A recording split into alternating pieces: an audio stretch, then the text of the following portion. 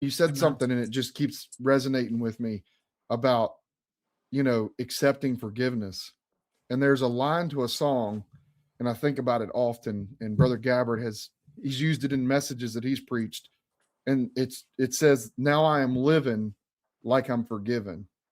Mm, And amen. that's a powerful little, phrase to latch onto, because sometimes it's really hard to accept forgiveness because we can't forgive ourselves. And even for somebody like me, mistakes that I've made, it's hard to forgive ourselves and accept that forgiveness. I'm just a man. How could I ever understand? I had dreams, but you had the plan. For you are God. I'm just a man. You are God. And I'm just a man.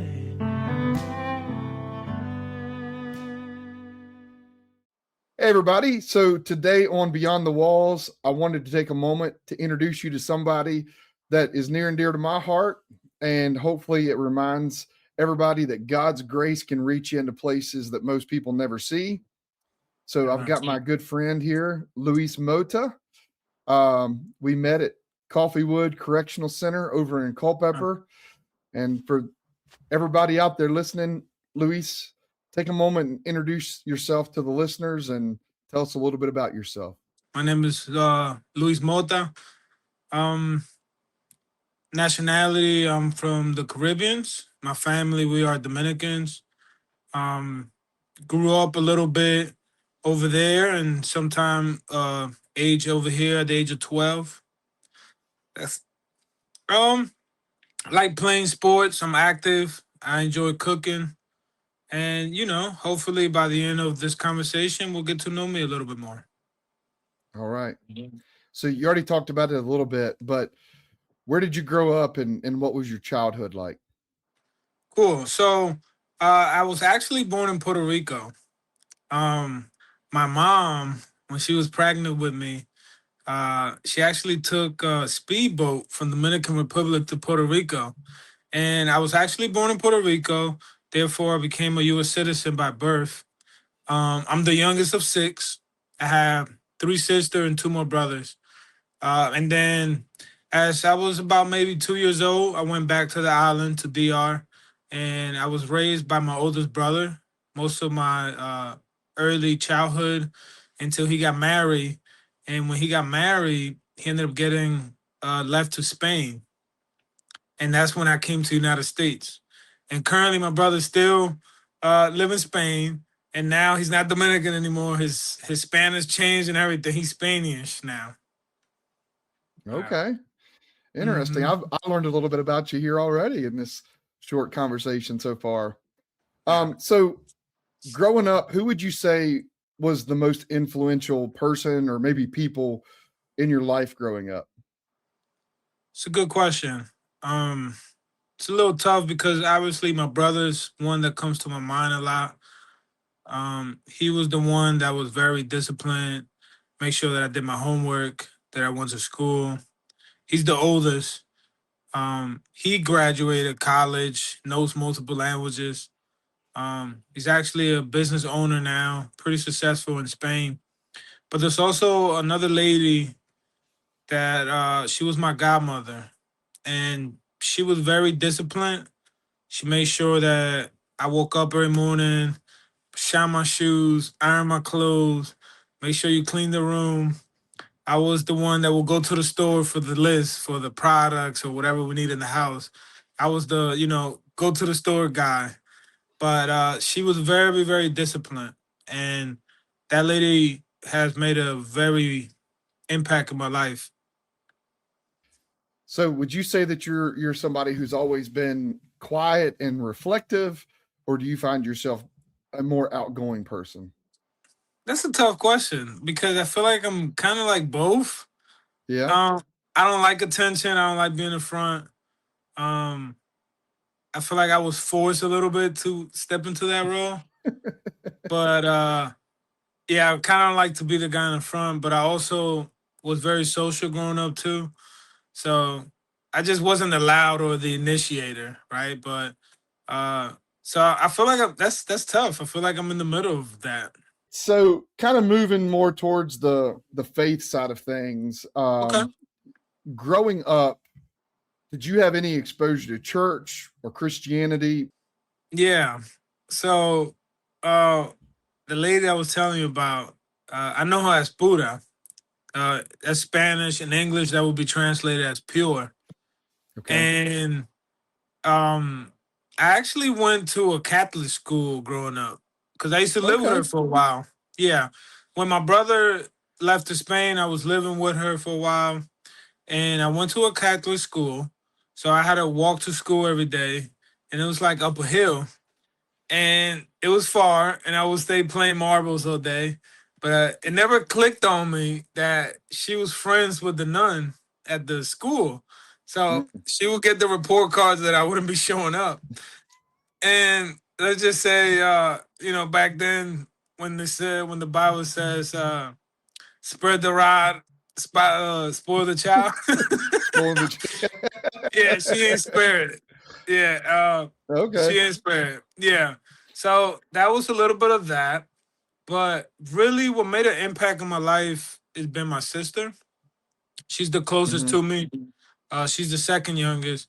And I would remember when I used to live in my mom's house, I would go upstairs to like maybe the restroom or whatever, and her door would be open and she'll be in the bed praying. And she introduced me to these two pastors, or they were just, I would say, sermon, and they will pick us up on the weekend, and they will take us to a church, and Okay. we would play basketball, we would eat bagels, and then we would do a little Bible study. And through them, they introduced me to serving because once a month we used to go to senior citizens and we will give them food and do plays for them. So that was growing up. This is around when I'm 12 years old, when I'm first coming to America from Dominican Republic. And that was, I would say, my earliest where I kind of understand a little bit what was going on, that I got exposed to faith. Before your life changed, what did you personally think about God? Yeah, that's a good one. Um, it makes me think of Job, right? Job was devoted. Job did the sacrifice, the whole nine, right? Some, I know it's a little debate, but he was considered righteous, right? Hmm. Anyhow, Job came to the realization that he knew about God, but he didn't know God. So I knew there was a God. I knew that God was real. I knew about Jesus, right? Like I would do these plays and read about it, but I didn't have a, I didn't know him personally. I just knew about God. I knew that, you don't want to play around too much with God either because God is almighty and he's so powerful. Um, but I wasn't really sure how the whole Father, the Son, and the Holy Spirit and all that stuff worked. I just knew that there was a God and I knew that he had a son. For our listeners out there, obviously, Luis and I met each other in the prison system. So, Yes.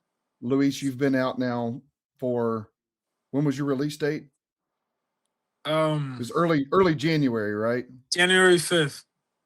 So it's March 30th. So you've been out now for a couple of months, right? Yeah. For our listeners, give us a glimpse. So for people who've never stepped inside of a prison, fortunately for me, I've been able to visit the prison. I see what it's like, at a distance, right? We Mhm. travel through the administration buildings and end up in Yeah. a gymnasium there at Coffeewood. So we Mhm. see a little bit, but we don't see everything there is. Right. What would you say daily life is like in a place like Coffeewood Correctional Center for an inmate? Oof. You know, it's funny because it was like the second day or the third day that I was released, right? And I could not think of Coffeewood. I couldn't think of the name of the prison that I was at. And I was at Coffeewood for like 6 years. And for the life of me, I'm like, man, what was the name? And I'm asking my wife, I'm like, babe, what is the name of the... So it was like, I guess I wanted to forget about it so quick. But to answer your question, Coffeewood is open doing, right? You have different security levels and different kinds of prison. I'm not gonna go too crazy or technical, but just to kind of give you a glimpse, to answer your question, it's an open dorm, so it's open. When you walk into these buildings, you have two sides, and you're housed in one of those sides. And then your side, you have 80 something guys, and it's open, so everybody's nosy. It could get loud depending on which house unit you land on. It's a line for everything. I mean, I'm telling you, dude, it's a line for... if you're gonna get ice, there's a line. If you want water, there's a line. If you want the phone, the microwave, everything is a line. It's sad, but it seems like a lot more younger now, especially at Coffeewood. And so you got more room for loud, disrespect. Some places could be dirty. Some places can be smelly, you know. It's just loud. It's always some announcement going on. There's a speaker in there. There's a couple speakers, and there's always some announcement, whether it's programs, rec, or it's always some announcement. So yeah, that kind of gives you a picture of... it's not tranquility, it's not peace. It's actually the opposite of it. Some guys would stay up real late or wake up real early in order to be able to read and find that little bit of peace in between. For me, it was helpful. I will go to the recreation when everybody will go. They will call the last time that you can go eat dinner. I will stay outside, and I will find that those times... some summers, man, it was like 2 or 3 people back there with just you. And it's a pretty big yard. So you kind of get a little bit of peace. Coffee was actually pretty. It got mountains and the sunset, and you get that part of that view if you're on the right side. And those were tranquility, but that's hard to find in Coffeewood. So yeah, it's pretty much loud. It's also, I believe, if I'm not mistaken, I might have gotten my facts wrong, but I believe there's also no AC at Coffeewood, right? In the No, there is pods. now. Oh, there No, is there is. now. Yes. Okay. But it's funny because you say that because there's something's always broken in there. There's always Maybe one that's what it toilet. was. Yeah, there's just always one toilet that don't work, or one sink that is backed up, one microwave's not working, one phone. There's always something that's not working. And you don't want that AC to go down. Trust me. It gets bad. Temperature it gets hot quickly. I feel like that we were there last summer, and one of the guys said the AC or system or something wasn't working, because I distinctly remember them talking about how hot the cinder block walls were, and it was just like radiating heat in there, if I'm not mistaken. But maybe that's where I got that's that. pretty they didn't have accurate. AC. I mean, you remember I used to always have to give you napkins when you No. come in the... Especially if I was preaching, right? I mean, sweat would drip off of me. Yeah. As I'm gym- preparing, I used to have some napkins rolled up for you because I'm like, boy, it's hot in here in that gym. That gymnasium would always be hot. Yeah.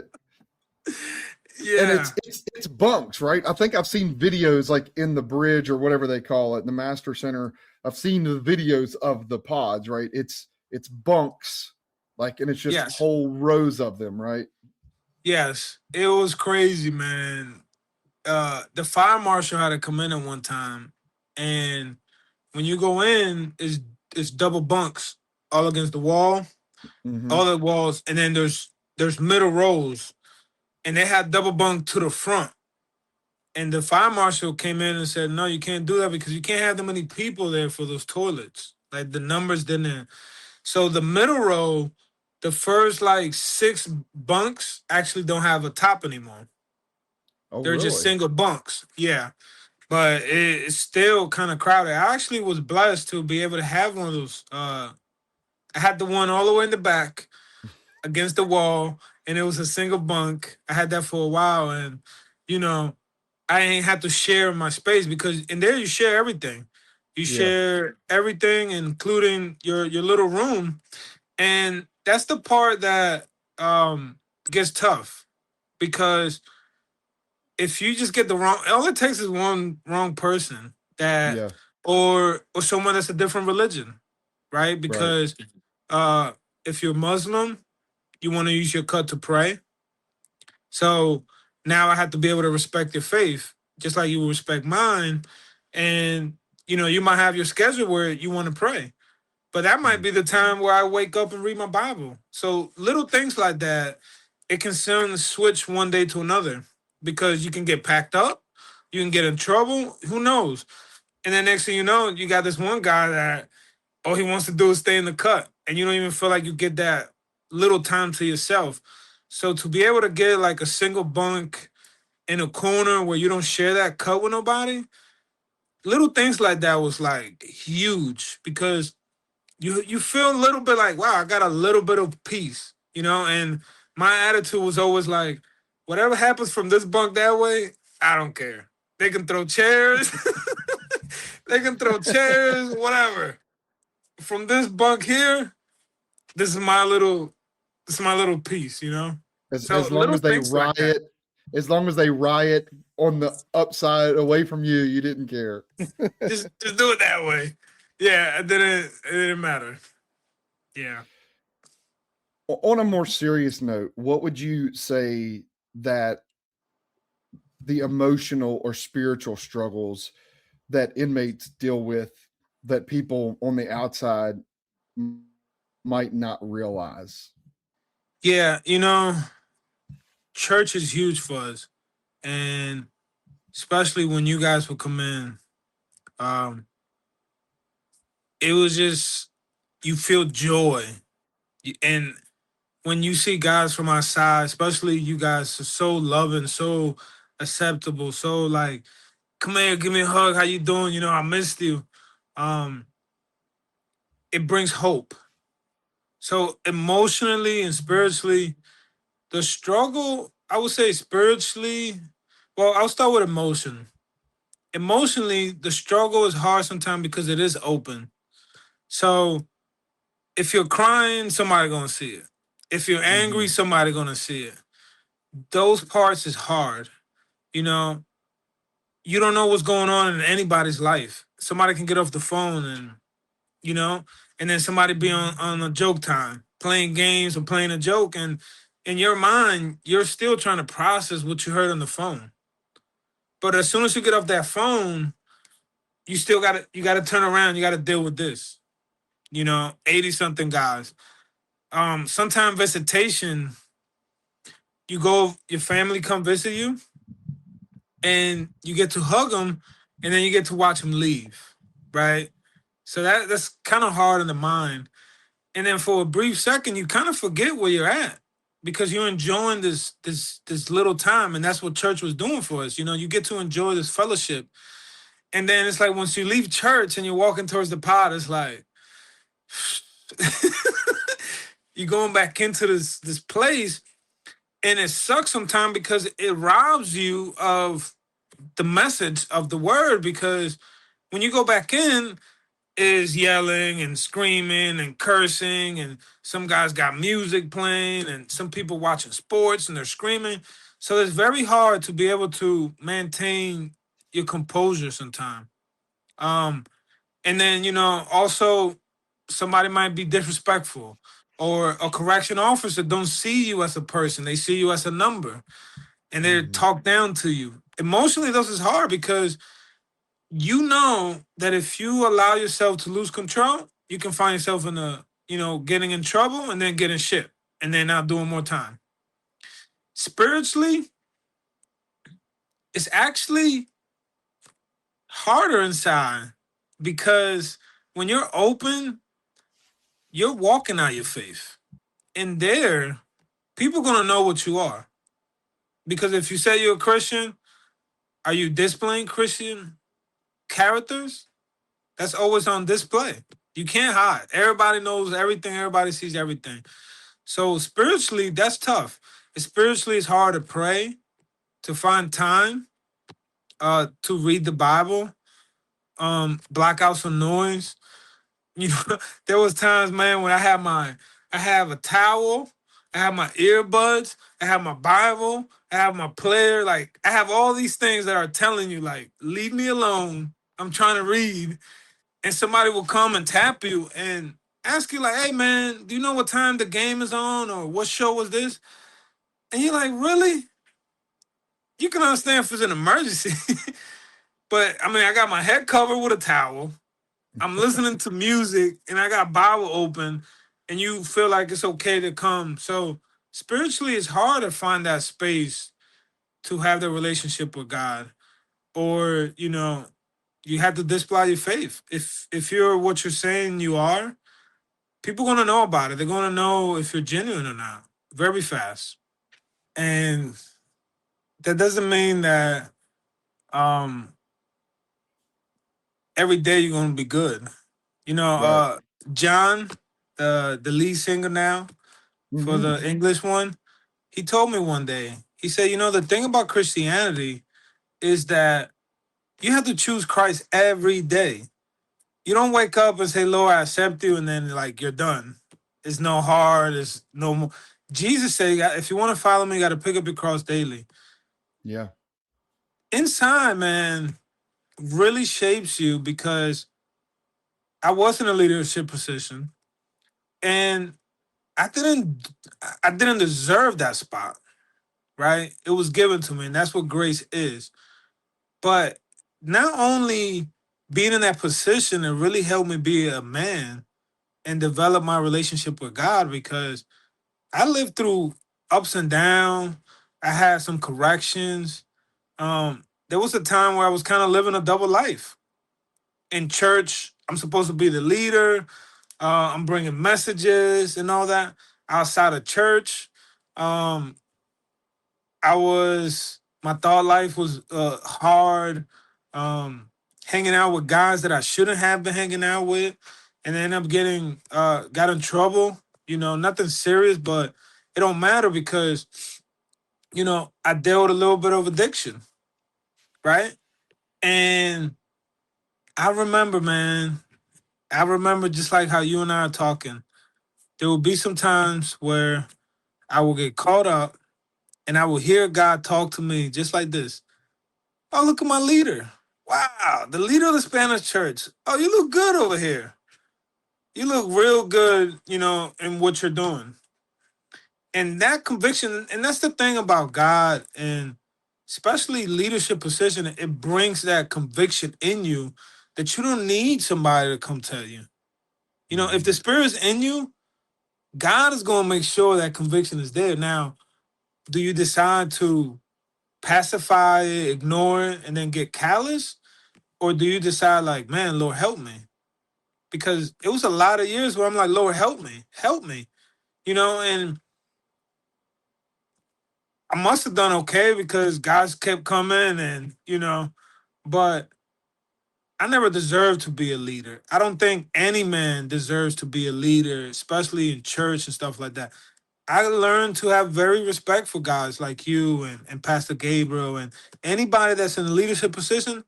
It's hard, man, because the devil want to get you because you're the leader, right? If I can get the leader, then all the followers, I'm going to get them too. If somebody from the crowd leaves, some people don't even notice. Yeah. So with the leaders, I learned to have a real sense of respect, but it shapes you as a man, not only as a leader or for your status, it really shapes you in your personal life. When you first arrived at Coffeewood, what would you say your mindset was spiritually? Were you were you saved? I mean, were you thinking about God at all? What was your spiritual life? What did it look like when you got to Coffeewood? When I got to Coffeewood, I was kind of on fire. Uh, I I went the prison, Greensville Correctional Center. That was the prison where I met Jesus, where I have an Okay. encounter with God. Yeah, I did a So Kairos you were program. you were at somewhere you were somewhere before you made it to Coffeewood. Yes, Okay. yeah. I didn't realize that. Yeah. So it's a little bit of a process. You go from the jail, you go to one prison, and there you get classified, and that they work your level, and they determine what's your security level. Sometimes that depends on like education, the nature of the crime, or like how much time is it. Like guys that have a lot of time, or like for an example, people that has life, they have to wait at least 15 or 20 years before they can even get to Coffeewood. Mhm. They had to be in a higher level where they start off.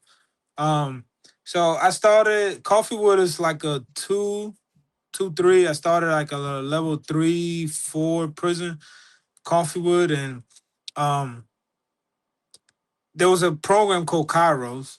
It's a prison ministry, and they have these retreats for 4 days.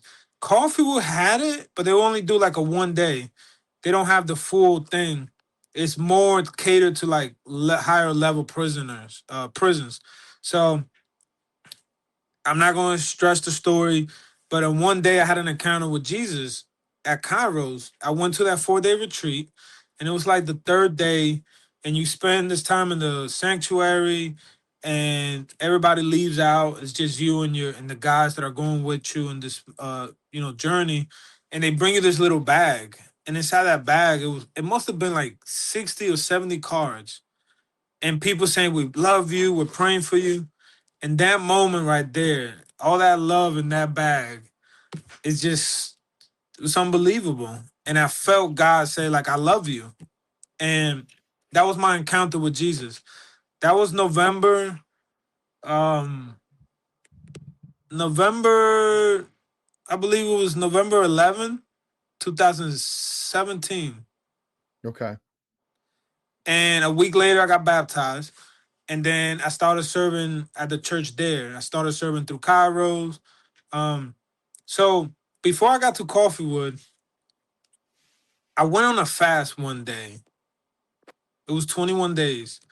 And in that fast, I have it in this notebook. The notebook is at my wife's house. And in that notebook, I'm praying and I'm telling God, like, Lord, I'm at that time I'm claiming for my wife. I'm claiming that I want to get to Coffeewood, because in Coffeewood they had the small engine program. And I got this list. It's very detailed, like, Lord, these are my 3 things. It's real funny. I'm like, I want to go to Coffeewood. I want to work in small engine. I want to get a corner bunk. And if you can, make it a bottom bunk. This is in that paper, right? So, um, long story short, I get to Coffeewood and I got the job with small engine. I worked there the whole time. So I get to the first dorm, and it's a corner bunk, 13 top. It's the last one in the corner, right? But it's a top bunk. So I'm like, okay, well, you gave me 2 out of 3. I ain't gonna even be mad at you, man. You did all right? So yeah. But in Greensville, a lot of studying. I didn't have a lot of time to go out. It wasn't an open dorm. It's a cell place. You have a cellar, you have a cell. They're always short, so you're locked up a lot. And I devour the Bible. I devour Crossroads. Um, I started doing like theology studying. Those were my time where I really got into the word, because I felt an urge of like teaching. And I'm like, well, I can't teach if I don't know what the word I'm teaching. Right. And quickly right here, I'll finish with this. There was a moment when I'm in the cell one day, and I started thinking like, wow, I was starting to have a culinary career because I went to school for culinary, and I was getting at that top of that game. And this is at age 22. 22. And then next thing you know, I'm in a cell. I'm looking at some time and I lost everything. And I just started thinking, like, Lord, I started crying, like, what the heck, man? Like, what happened? Romans 6, 7, 8. I started learning about the power of sin. I started learning about the fallen nature. I started learning about the second Adam. I started learning those things, and that really changed my life. And that really pushed me to really understand more. And I started learning the Bible and different subjects. So by the time I got to Coffeewood, I almost wanted to go because I was thinking to myself, I'm like, Lord, if I go to another prison, am I still going to worship you? Or am I doing this in Greensville because now I'm part of like this church and you kind of in this thing. So I'm thinking like if I go to another church, am I going to look for church? Am I going to start Bible studies like I'm doing here? And sure enough, I get to the church, I meet Benny, and so in Greensville, one of the spiritual leader, we wanted to get more Spanish guys in the church. So he was like, look, man, you take two, I take two, and we'll start translating for them. So I'm like, okay, that's fine. I got you. So when I was leaving, I'll tell the guy, I'm like, man, you know what? I'm glad I get to now in Coffeewood, I just get to enjoy the word. I don't have to do translating no more. I just go eat. Yeah, you know where this is going. So I get to Absolutely. Coffeewood. Not only the second service, man, that I get to go to, Benny, he was the leader at that time. Cause they had one Spanish service on Wednesday night. So there was a guy he was getting ready to leave. And Benny was like, oh, look, we got a new translator. And I was like, you want to make laugh God? You want to make God laugh? Just telling you your plans, right? And as you know, I was the translator there until I left. Yeah, you were. And you did a great job at it, for sure. Glory to God. Glory to God. Yeah, Pastor Brent was that was awesome, man. But that's all glory to God, man. Amen. So for people that don't understand, volunteers and things of that nature, what role would you say that those prison ministries and volunteers play inside the prison system? It's amazing, man. It's hope, it's love. A lot of guys in prison feel cast away. Some guys been in prison multiple times, and the family don't want to pick up the phone. Especially in the Spanish community, a lot of the family are in other countries. So prison can be lonely, man. And, some guys don't ever get a visit. So when they see these prison ministry that come in there, and especially like, I would use you because you're here as an example, but it's love, it's hugs, what's up, it's joy, it's fellowship. And then you give us the word, right? Which that's the most important part. Because we can attach emotions and stuff, right? And Yeah. laughing and stuff. But the word that's preached, that's planted. And the word never comes back void.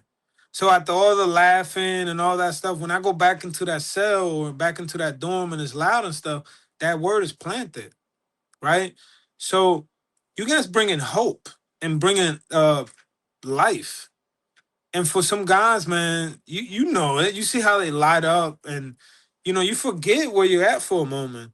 So it's an escape, but most important, you're bringing that seed of the word, which stays even after you guys are gone. And I think that's the most important part.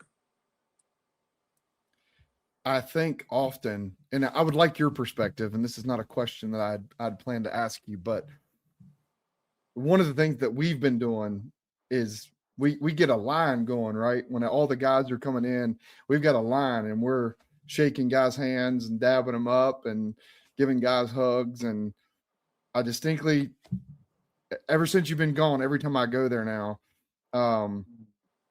I want to take your little saying that you would always have, expect a miracle.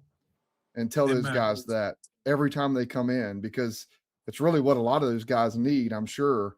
But I'd like to think that just that little interaction that we're having with those guys in that brief moment of time when they're coming in, they're going to go sit down in those probably really uncomfortable plastic chairs. That makes a difference for people, because like you're describing, they're getting a hug, they're getting, words of encouragement or something. And I've been drawn to that probably now for, I guess we've probably known it close to a year. I don't know that we did it before, but does that help, do you think? Yes, it does. It really do, man. Um, you feel that you deal. I dealt. There was a time where I dealt with undeserved. You know, the judge gave me my time, but then it's like your shame and the enemy wants to give you more time, and you start telling yourself like, I don't deserve a family. I don't deserve freedom. I don't deserve love and forgiveness. Forgiveness is hard to accept. It is. So that little moment of a hug or a handshake or just the energy that breaks the heart to where somebody can work into getting that forgiveness, work into getting like, I can be loved, I can be accepted, you know, that little handshake or hug or, hey brother, I love you. How you doing, man? What's been going on? What you been up to? That breaks the heart to where somebody can start that process of change. So yes, it does a lot more than we think. They say that for one negative word, it takes 8 positive words in order to change that. So that one hug, goes into that pile of someone to be able to change something, because the COs don't look at you like, a lot of them don't think you a person, A lot of them are overworked and mad at the world. Some of them, that's the only job that they can get. So they're in there miserable, and they get to go home every night. You see it. There's more prison guys that are more happy than the people that work there. This is So true. I would tell anybody that tunes into this and listens, that is 100% 100% true. There are times that we get there and we know that we're going to be put through the ringer ourselves just to get in there to see you all, depending on who is at that front desk. And that is 100% true. I mean, yeah, there are times, there are some good ones, but for every good one, there's at least one bad one that for makes sure. even the volunteers' lives miserable. So I can only imagine what it is like for you all. So it's like that one captain, we're in there. Yeah, you know who I'm talking about. And we in there and he just come in and it's like, he don't got Jesus in him. There's no light in that guy, And it's like, man, dude, we're just trying to worship. We're just trying to enjoy ourselves. And those are the thing of why those makes it so important that you guys do that. It's amazing, Love is the most strongest thing. So that act of love, it breaks somebody's heart. That if they get it enough, one day they're gonna walk up to the front and be like, man, I wanna know Jesus too. Because you don't owe, you guys don't owe those guys or don't owe us anything. And that's what broke me, man. That's why I know this is true. It was that overwhelming love of people that don't know me talking about, I love you, we're praying for you, we're here for you. That's what broke me down to be like, Lord, I'm bad and you keep giving me good. So yes, it's a must. well, I would tell you, there's not a time that goes by that I don't go in there and I'm grateful for God's grace, because if it hadn't been for God's grace, I would have probably been in there with you, Luis, if I'm being honest. And I could have been the one coming to that service trying to get the word and hear and feel after God if it hadn't been for God's grace. And you said Amen. something and it just keeps resonating with me about accepting forgiveness. And there's a line to a song, and I think about it often. And Brother Gabbard he's used it in messages that he's preached. And it says, "Now I am living like I'm forgiven." And Amen. that's a powerful little, phrase to latch onto, because sometimes it's really hard to accept forgiveness because we can't forgive ourselves. And even for somebody like me, mistakes that I've made, it's hard to forgive ourselves and accept that forgiveness. And so I appreciate you being candid with that. I think that's good. Glory to God.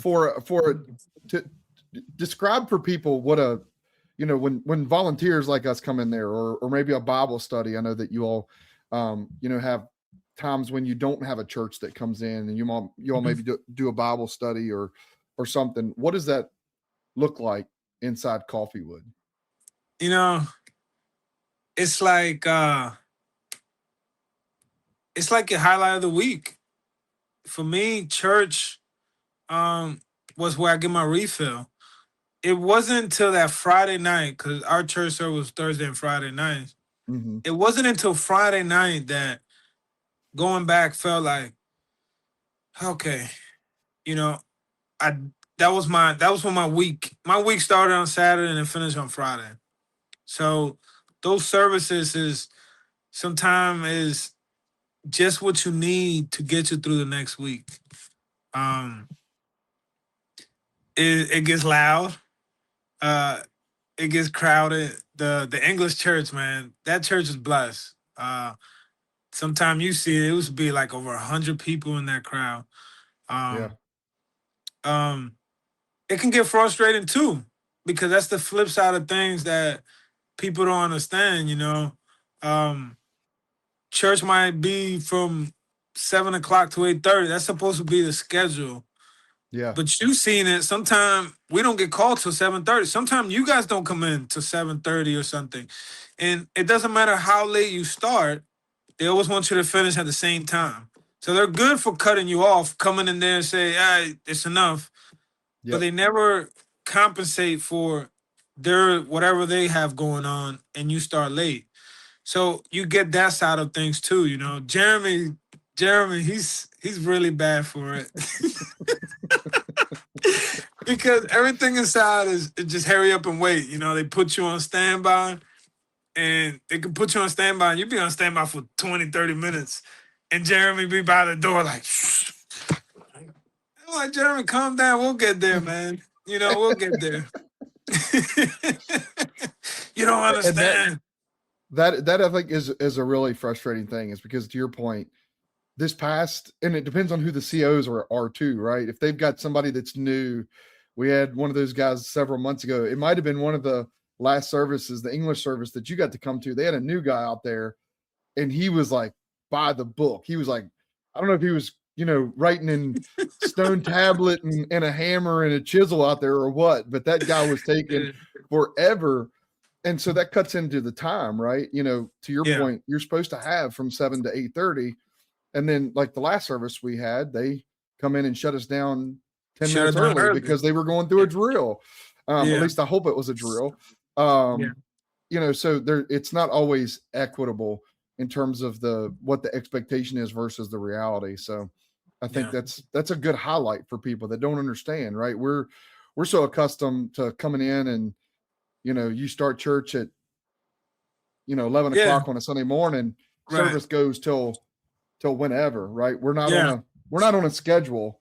We don't put God on a schedule, but we have to be when we come to the prison, because we're on their time. And so and I don't like it because I don't feel like it's fair to you guys. You guys travel hours sometimes. But then at the same time, the flip side of that is guys that understand that also see much of the love as well too. They's like, wow, these people travel 2 hours and they get to spend 30 minutes with me or 40 minutes. And on a good day, we'll spend that hour. And you have to go back. So, it's always enough though, and that's the thing about God. It's always enough. There's a scripture in New Testament. I want to say it's Peter, Second Peter, or something, where it says that God will never let our soul get dry or thirsty. Right? He always makes sure he is enough. And you've seen it. Even when we start late, when we start early, we always have fun. We have a good time, and you actually be able to.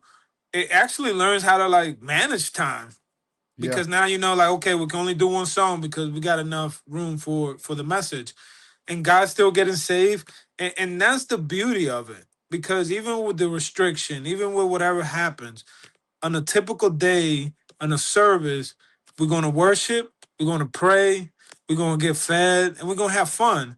And those are the things that you have to focus on, not so much of we started this, we started that. And that's why I tell Jeremy, like, it's okay, man, just calm down. Like, you can't control that, you know? But Jeremy, Yeah. man, and when they open that door, he's he must be in that first pod they let out, because that guy he's the first one there, last one to leave.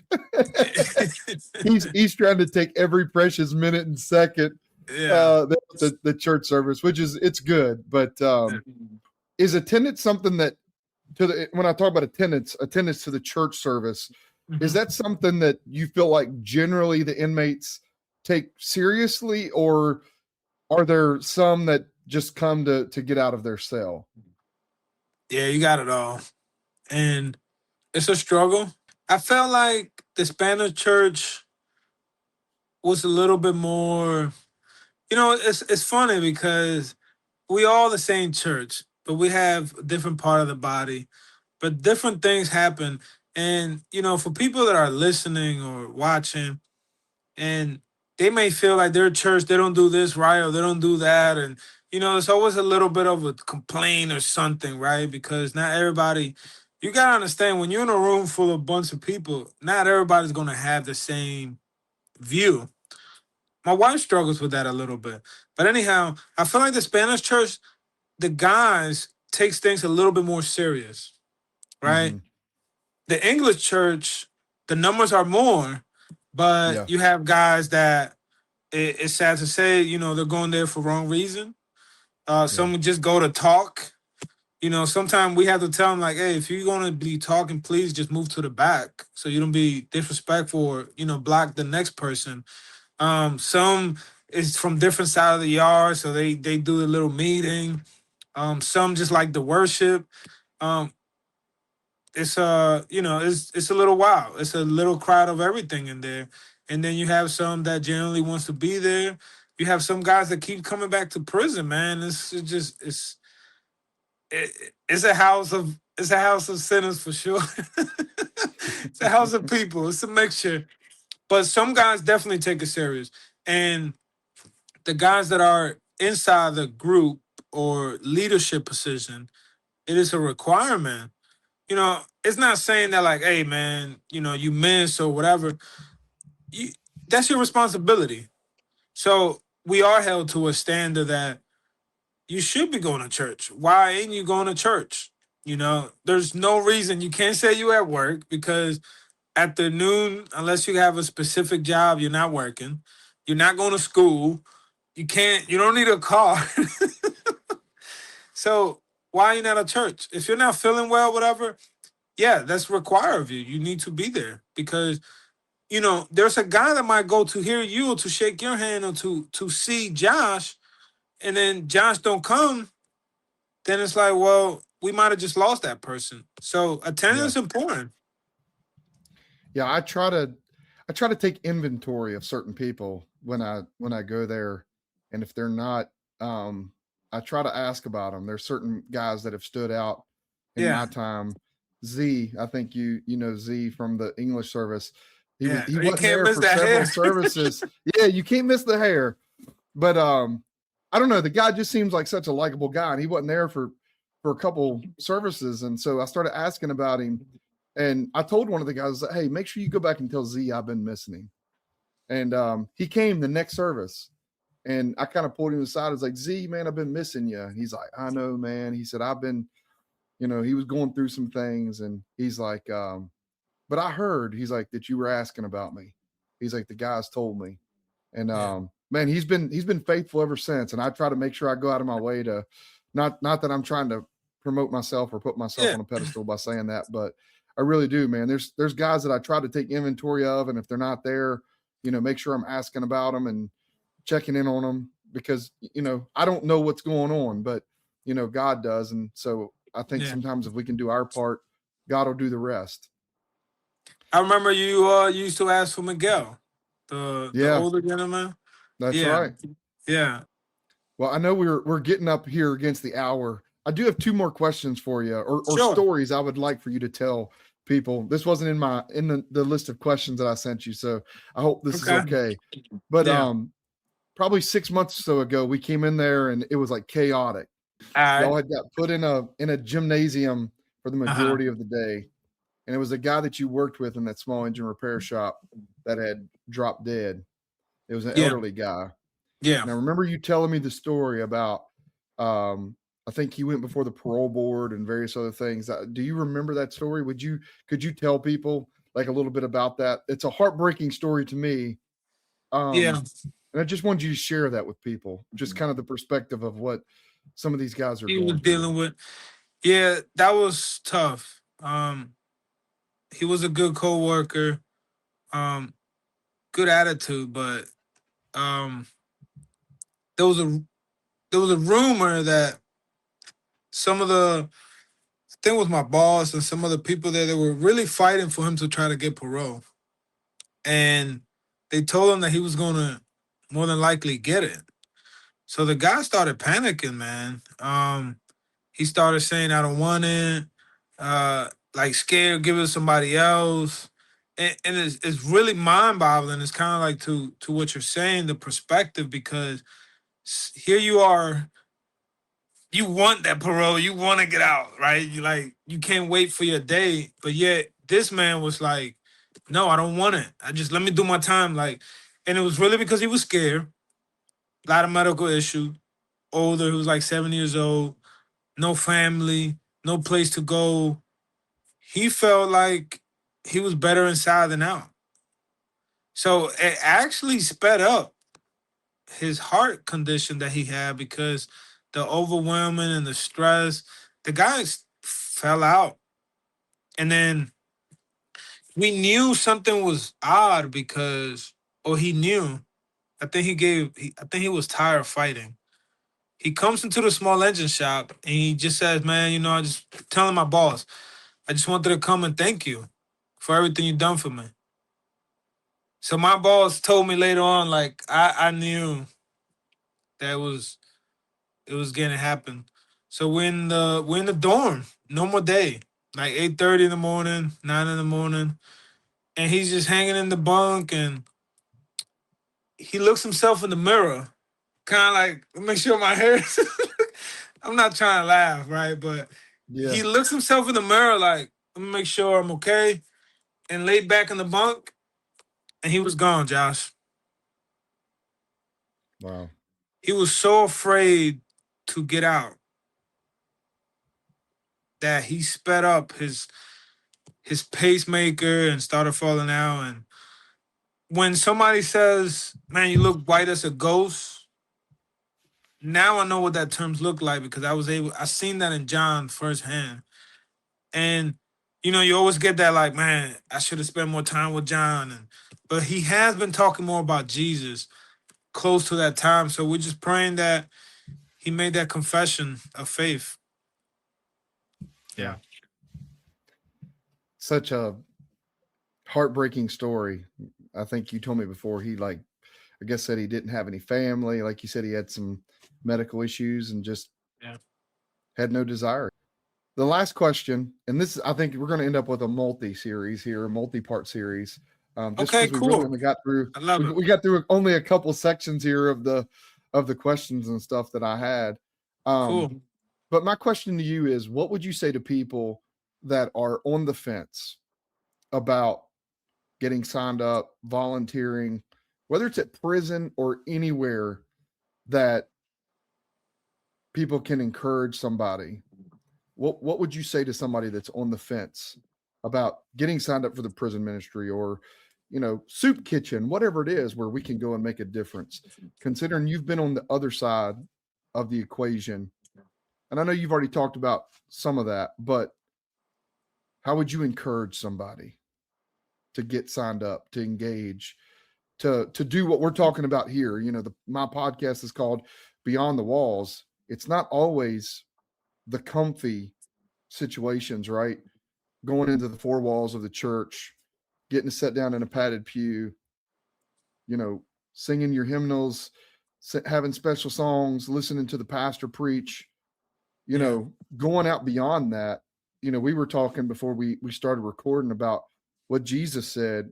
He said, the least you've done unto these, you've done unto me. And he was going down a list of people.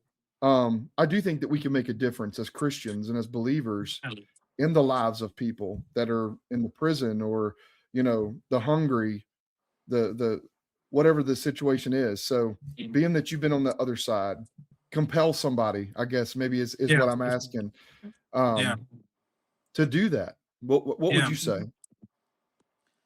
The first thing that came to my mind was, I heard you say this before, a lot of guys in prison, the prisoner is grateful for you guys coming in.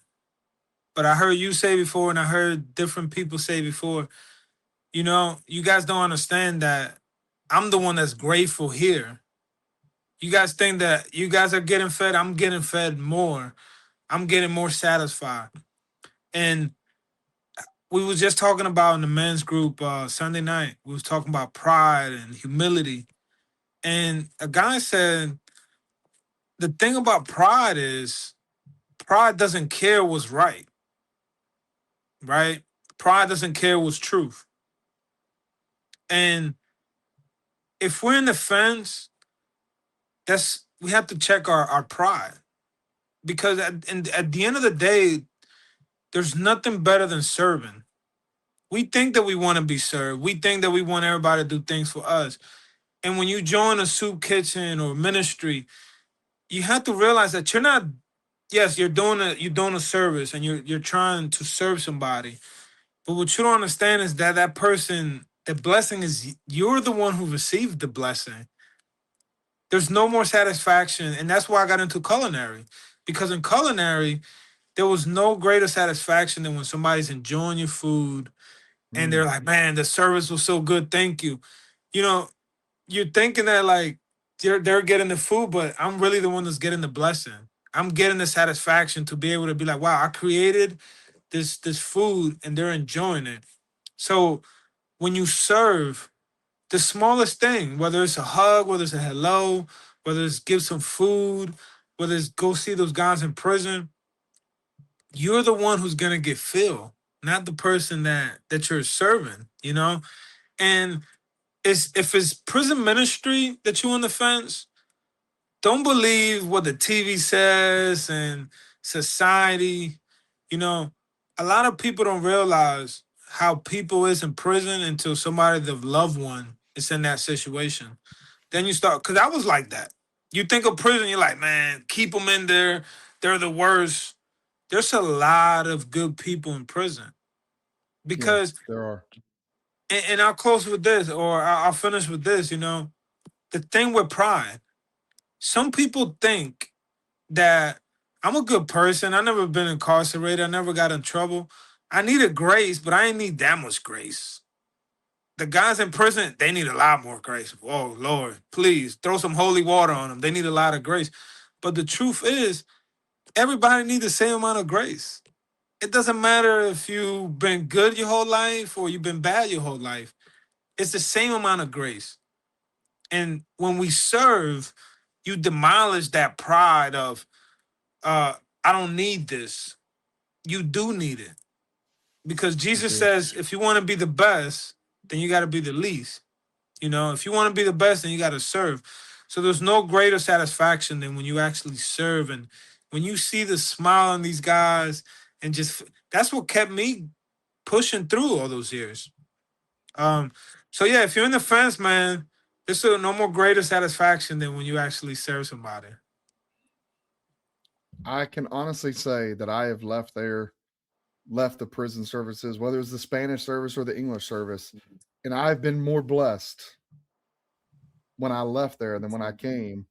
And I think we've all said that when we've left before, that we've been blessed by being there and serving and trying to uplift. And it's not about us. I mean, you've heard me say it many times. We didn't come there to put on a performance or a concert or give a motivational speech. It's about Jesus at the end of the day.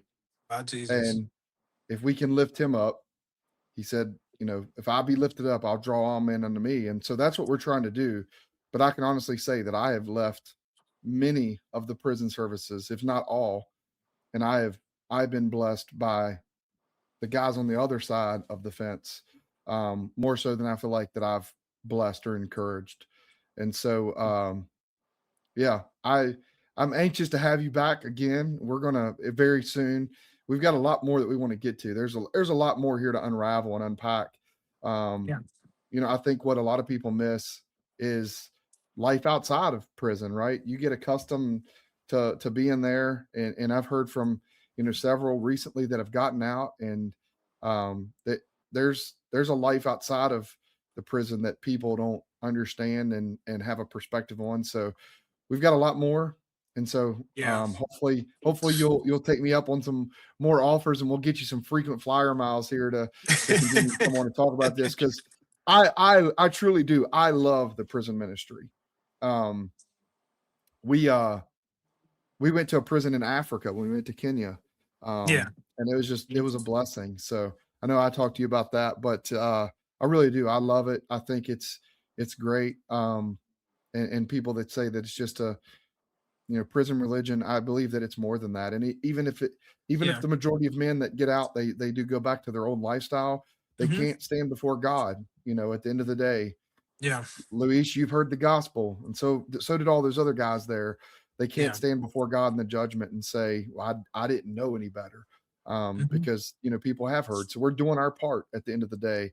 And so I'm just really thankful, grateful that you agreed to come on here and be as open and transparent as you have been. And we're going to get to more of this very soon.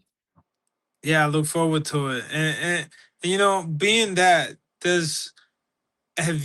when you get to come in and you get to leave, does that change your perspective on just being appreciative of the things that you do have, or just being able to leave the prison? Is that something that ever crossed your mind? Like, wow, those guys get to stay there.